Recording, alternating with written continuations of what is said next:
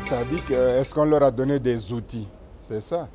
Parce que nous, à l'époque, on a grandi en n'ayant pas les manuels d'histoire ou de géographie ou de culture sur l'Afrique. Bon, maintenant, on connaît. Bon, on leur a pas laissé des ouvrages de géographie. Est-ce que dans nos pays africains, là, on enseigne bien la géographie aux enfants de l'école maternelle, primaire et secondaire, la géographie? On ne leur enseigne pas ça. Est-ce qu'on leur enseigne l'histoire à l'école primaire, maternelle, primaire et l'école secondaire, l'histoire de chacun de nos pays et de l'Afrique, de façon très simple, didactique? On ne leur fait pas ça. Et du coup, les choses évoluant, les internets, les vidéos et la musique venant, bon, les gens dépensent leur énergie vers d'autres directions, puisqu'on ne leur a rien fait. Hein? On devrait faire pour bâtir les nations. Il y a les instruments politiques, il y a les institutions, mais il y a aussi la conscience des hommes.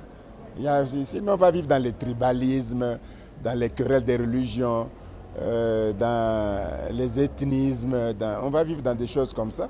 Il fallait éduquer en même temps les citoyens d'un pays par partager les mêmes valeurs, les mêmes cultures, les mêmes débats, tu vois, et puis la même direction, la même orientation dans le débat, tu vois, dans la liberté, dans la démocratie si l'on veut, etc.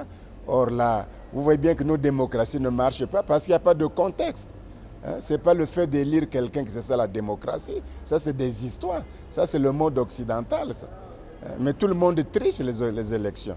Bush en a triché avec Al Gore, on le sait bien. Tout le monde triche. Ce n'est pas tellement la finalité en soi. Hein? La démocratie, c'est le vivre ensemble, hein, avec un minimum de consensus, hein, pour le bien de tout le monde. Tu vois? Or, ça, si je suis tel président, je suis de telle tribu ou de telle région. Si c'est un tel de telle tribu. Pourquoi? Mais parce qu'on a manqué simplement d'un discours national, patriotique, africain ou panafricain.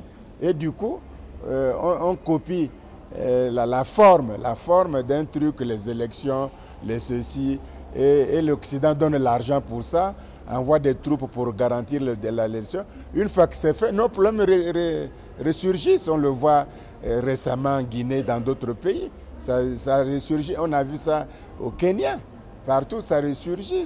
Parce que l'Occident croit que votez puis vous serez démocrate. C'est l'erreur de l'Occident. De toute façon, l'Occident le fait exprès. L'Occident sait que l'Afrique ne doit pas se développer. Ça serait leur déclin. Et donc, il faut faire des misères partout.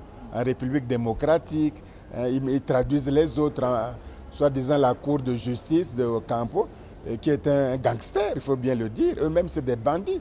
Hein? Ils accusent les chefs de... Donc, cette Cour internationale de justice, elle est faite pour les Africains, finalement. Hein? On saisit tel chef d'État africain, on le met en prix, on le juge, on saisit tel leader africain, on le juge sans contexte, sans rétablir les responsabilités, où on dit qu'un tel a des milliards, il faut que, etc. Ou enfin, or, les gouvernements les plus corrompus de la Terre, sans exception, c'est les gouvernements occidentaux.